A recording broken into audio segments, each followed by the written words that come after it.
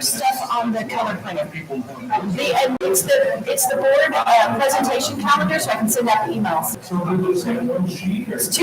3 sheets, 2 or 3 sheets. Yeah, it's the calendar that's in the SLT. Really just speculating. Like if I was facing Sulu, but not enough time to Sulu really interact and have their name out there. So, but yeah, I was shocked. Friends, so that there was always enough artists. Yeah. And I think they're too large. Well, they used to. Curtis isn't that large. They used to, and that's why they changed it, because they wanted to see one year, so it's actually the mayor, the other is.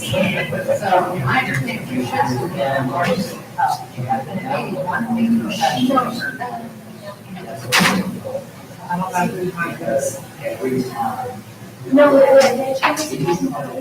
I can't help but see more, so they're. But if it's a large.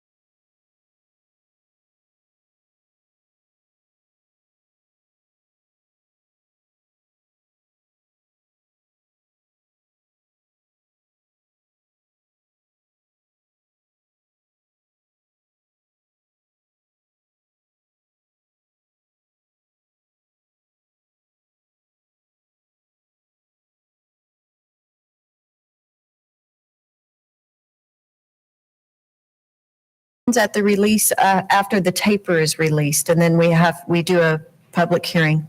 So there are sorry.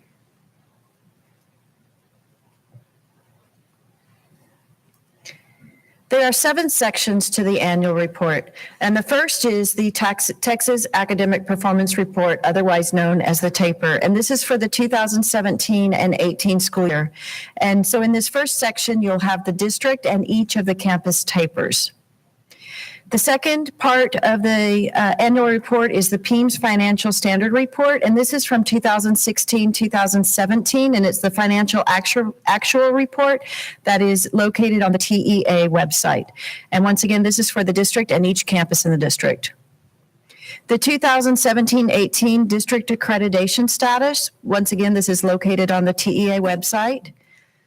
And then the campus performance objectives, and these are the performance objectives that you accepted in the early fall when we did the campus improvement plans. We have the report on violent or criminal incidents on each of our campuses. The 6th section is the student performance in post-secondary institutions, and this is for our high school. And this report is really difficult because there's not a true mechanism for tracking our students completely unless they go to a public institution. And so a lot of our students, as we know, go to private schools or they go out of state. And so it looks like we have far fewer students going on to post-secondary education when that's just not true. It's just not, they're just not in a school that is tracked by Texas. And then our 7th portion that we have to include is the TAPER glossary. So when we look at the first section, the Texas Academic Performance Report, it's compiled every year by TEA for the districts and campus, and it's compiled using PEIMS data that we submit on the PEIMS snapshot date, which is the last Friday in October, as well as the student assessment data. This year, the TAPER was really late getting released to us. Typically, we have these in October, November. This year, we did not get it until the last week in January. So new for the 2017-18 school year, the TAPER is brand new. They completely revised it, and it's actually available now in 2 different formats. The one that's provided in the annual report is the paper format, but they also have a web system that's more, has a lot more information in it. It's more dynamic. So when you go to the TAPER, the first page you're going to see is the cover page, and then it'll have the district and campus rating. So once again, for the district, we received a letter grade, and at the campuses, it was either a MET standard or improvement required. Just to refresh your memories, our letter grade for the district was a C, and all of our campuses received a MET standard. This year, for the first time, it has the 2018 special education determination status. And then we also have the 2017 Armed Services Vocational Aptitude Battery Test Rating. We'll have the 2018 distinction designations. And then following those pages, we have the meat of the TAPER, which is the STAR performance results. And we'll see all 3 performance rates for approaches grade level or above, meets grade level or above, or master's grade level. And it's reported for each assessment for all grades and all subjects. And then it's also reported for all grades by subject. The performance data includes results from the accountability year. And just to remind you, this has not changed, but the accountability year actually begins with the summer EOCs in June. So that is the first assessment of the accountability year. So it's the summer EOCs, then the December EOCs, and then our spring EOCs. And so that is how our accountability year runs. Also, with our 5th and 8th grade math and reading retests, it is the first and the second attempt only. The third attempt does not go into accountability. And it only includes results for students in the accountability subset. So it's students who were taking the assessments, who were enrolled in the district or on that campus on the preceding fall snapshot date. So it's the last Friday of October. If they were in our district on the last Friday in October and they took a test in our district during that school year, then they count on our accountability and will show up with their scores in the taper.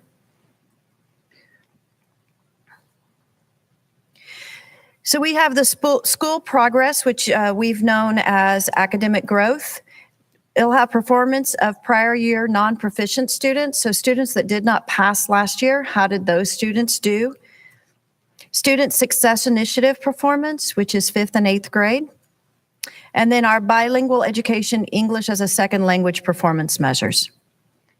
And this shows the performance based on the program instructional models for students identified as current ELs in the 2017-18 school year. And it breaks it out by the model of instruction they have for their bilingual ESL instruction. We have participation in assessments, and that's our percent tested and percent not tested. And then we have our attendance, graduation, and dropout rates. And when we look at those dropout rates, they are given to us, our graduation rates are given to us at 4 years, 4-year cohort, then 5 years, and then 6 years. And then we also have that college, career, and military readiness, the CCMR data. And this is only the second year that it's been reported, but the first year in all of its entirety. And so we look at college readiness, TSI criteria, dual language, AP/IB criteria, and then how many have received an associate's degree. And then for career military ready graduates, career or military ready, an approved industry-based certification, completed an IEP and are workforce ready, CTE coherent sequence of coursework aligned with industry-based certifications, and U.S. Armed Forces enlistment. And the industry-based certifications are not just any industry certification. They are only the ones on the TEA approved industry-based certification list. And we've brought that to you before and have spoken to you about that, but it's very limiting about which certifications have been on that list. There are other post-secondary indicators, and we have student information, student enrollment, and other student information. That's where we get all our demographics that we have put on that portion of the dashboard, which I'll be showing to you in just a few minutes. We also have staff information that I will also be showing to you on the dashboard this evening, and program information. So the second part of the annual report is the PEIMS financial standard reports, and these are from 2016-17 financial actual reports, and these are located on the TEA website, so it's just a matter of me pulling those down and putting them in the report. And then also at the campus level.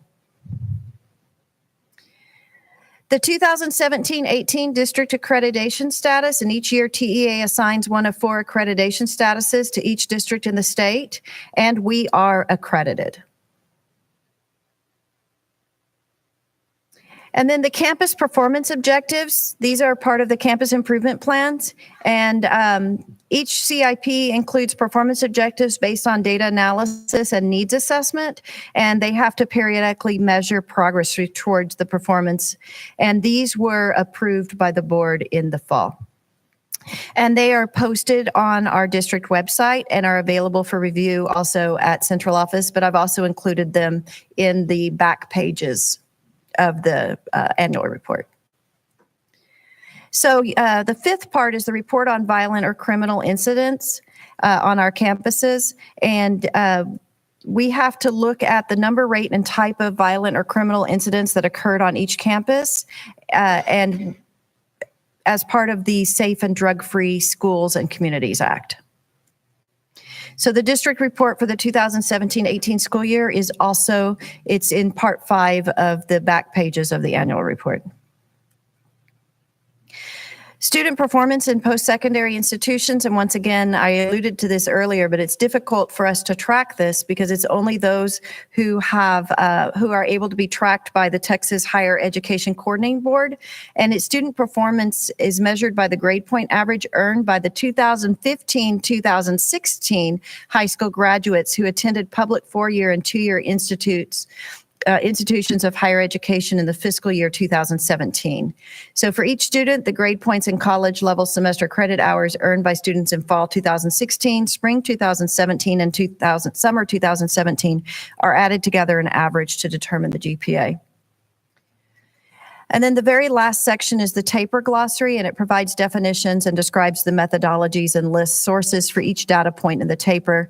And a Spanish translation is scheduled for release in January 2019, but I have not seen its released yet. Once it is, then I will update the annual report on the website to include the Spanish glossary.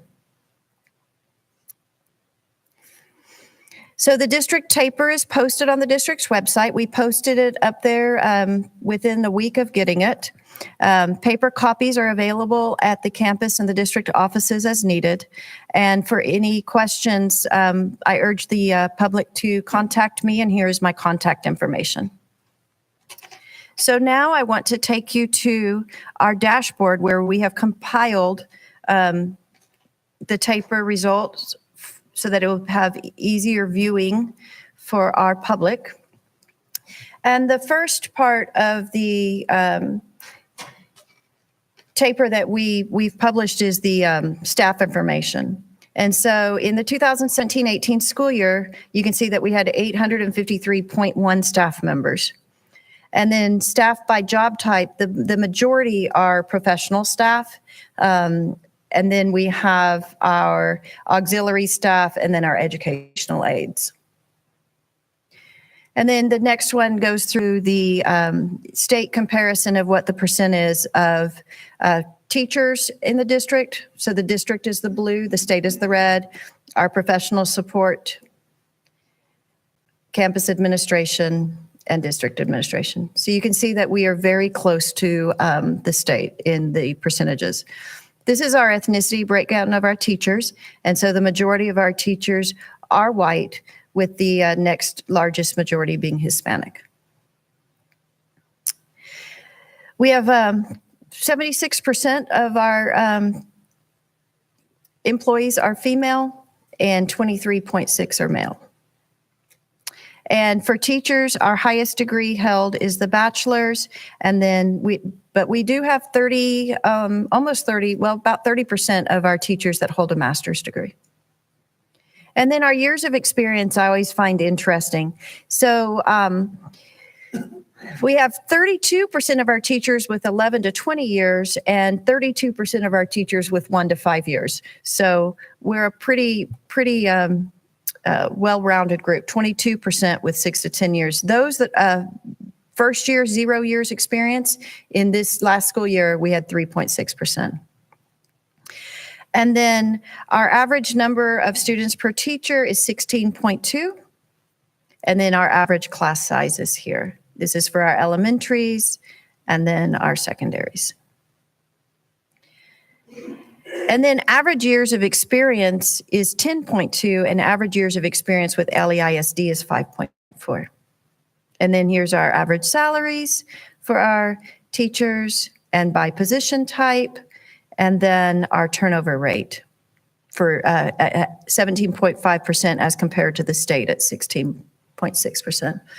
So this is all the information from the TAPER in that staff and student section. Then the student performance, and we update this every year when the Texas Academic Performance Report comes out. We started this last year.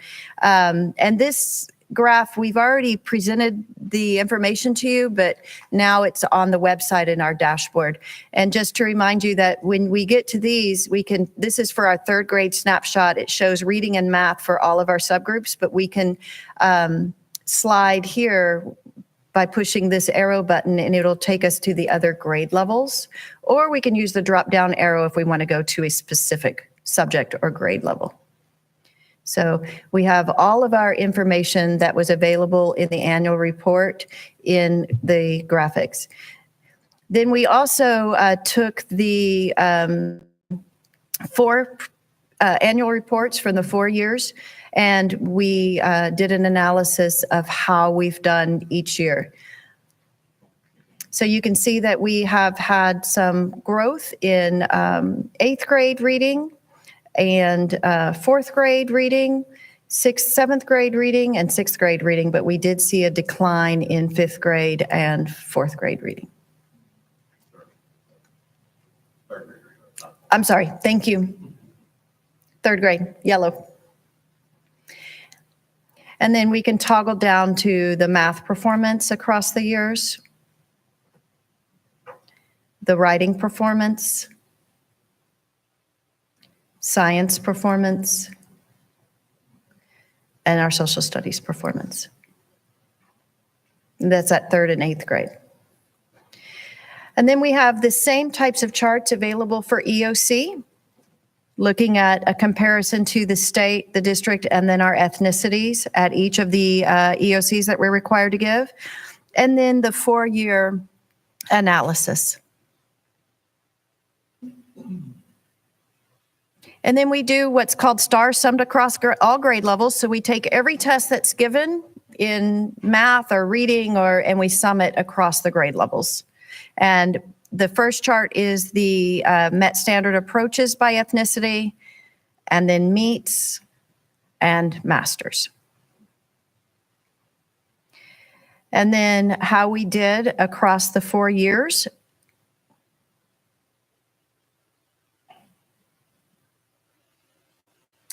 And then the school progress domain. We've had school growth for quite a while, but they are using a brand new algorithm.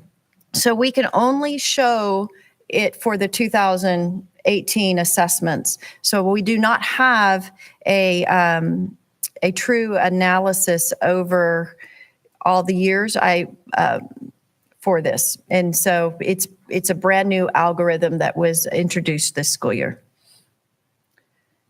In the past, it was, we had different levels of, they met growth, they exceeded growth. So progress of prior year non-proficient students and how they did on this year's assessments broken down by ethnicity in reading and math. And then our Student Success Initiative for 5th grade reading and math and 8th grade. So this is 5th grade reading and math.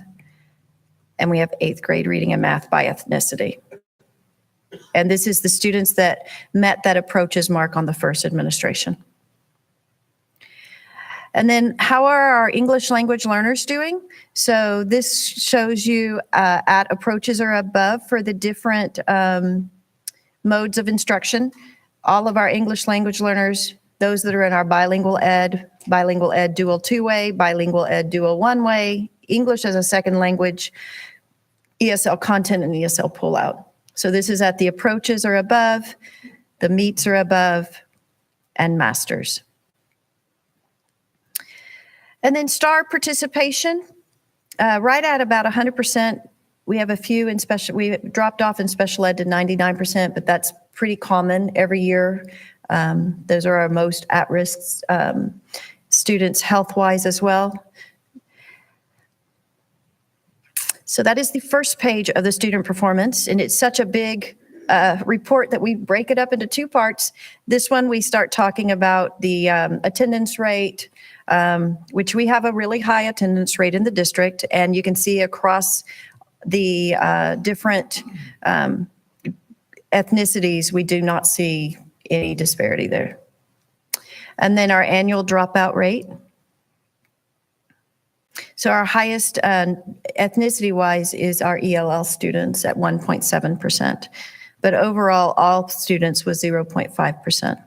And this was for the 2016-17 school year because that's the data that they pulled from for this report. Our graduation longitudinal rate, so how many graduated in 4 years, continued high school, dropped out, or received, we used to call this the GED. It's now the TXCHSE.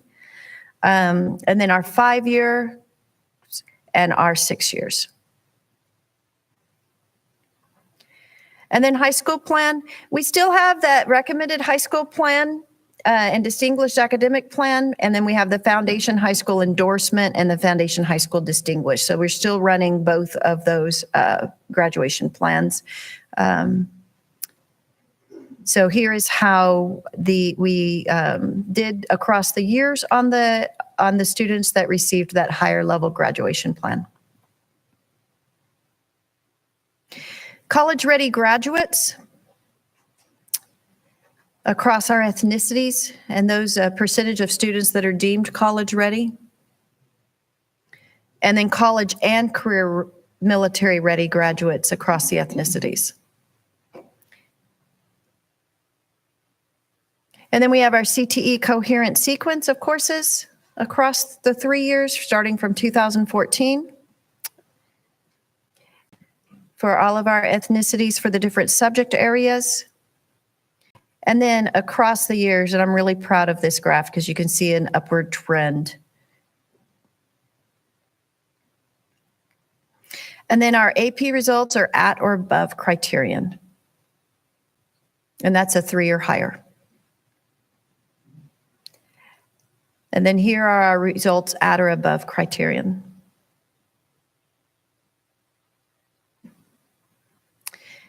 Our SAT results for the class of 2017, all subjects, English language arts and mathematics. And then our ACT results also reported by all subjects for the ethnicities, English language arts, mathematics, and science. So you can see here, I think for the first time, we're a little bit above the state for ACT. Last year, we were above the state for SAT. So I didn't do the longitudinal on the SAT because it has changed scoring mechanisms again. So it would look really weird that we were way up here and then all of a sudden we were way down here, but we really are doing better with our SAT results. So that is the annual report. You have the whole 267-page document in your board book, and we have that available for the public in print if they need it, or it's also will be posted on our webpage within the week. Any questions? This is a public hearing.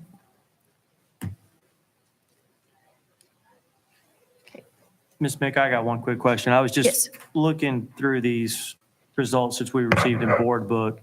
One question I did have is, I think you pointed it out, grade 3 reading and math both dropped. Can you attribute that to any particular reason? I hate to dive down into the weeds, but do you think there's anything we can do differently to improve that? Because it seemed like the grade 3 was, I know grade 5 science dropped a little bit more. I can understand a couple percentage points here or there, but it seemed like those grades, we had some significant swings in the scores. Yes. So, as you know, we've done I'll address what we're going to be doing. Okay. That sounds good. So, we have put in several measures this year. We just undertook the big curriculum audit, and we'll be getting those results around March 1st, mid-March, and then we'll be sharing that with you in the board workshop on April the 3rd.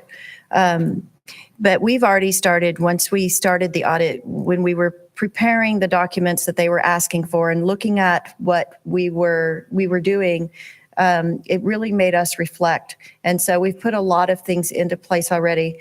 The first thing that we're excited about is we have purchased TEACS Resource Systems, which is a curriculum foundation that we'll be able to build off of to ensure that all our curriculum for across the board is viable for all of our core contents.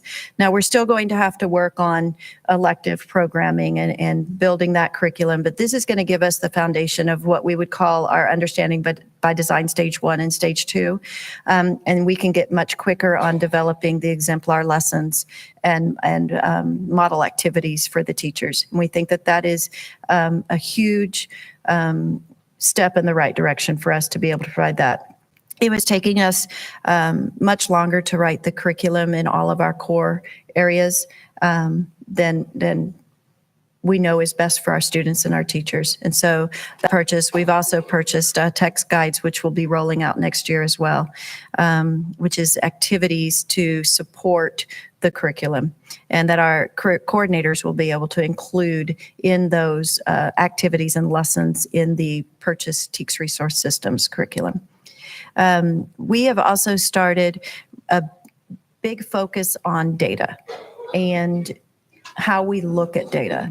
So Mr. Roberts, Mr. Severe, Ms. Ball, and myself meet with the principals once or twice a month, depending upon the needs of that campus. And we're looking at the data that has come in since our last data talk. We're calling them data talks. And we are asking questions like, talk to us about the strengths that we see, what weaknesses do we see? How can we support you? What professional learning do we need to do? What professional learning are you doing? And so we're having those conversations with our principals about the data that we have available to us, both at the common summative level, because we restarted those summative assessments this year. At our all of our STAR tested grades and contents, we began common summative assessments. So that's data that we haven't had in the past few years. So we're using those data, and then we're also have been looking at MAP data, our beginning of the year and our middle of the year MAP data. We're also talking to them during the commitment to excellence, and the one thing that they're focusing on and looking at the student growth, and are the student from the beginning of the year to the middle of the year, are we meeting their needs for growth? So there's a lot of things that we're putting into place. And I think that some of that has possibly contributed to us not doing as well last year. And Dr. Mecca, I want to add something to that. And I'm glad that, Mr. Olson, you asked that, because it's very difficult, and for transparency, I'll just say it, it's very difficult to point to why scores either dropped or increased without the systems that we're putting in place now. So really that's probably a shorter, simpler answer. It's now with the systems that we're putting in place, we'll be able to track that much easier and provide the support that's needed. So, and I do want to take a minute to thank Dr. Mecca and Mr. Severe, Mr. Roberts, and the whole team and Ed Services for what they're doing. Yes. And I think when you see the results from the audit, there certainly won't be any glowing, you did amazing in this area. It's a deficit audit.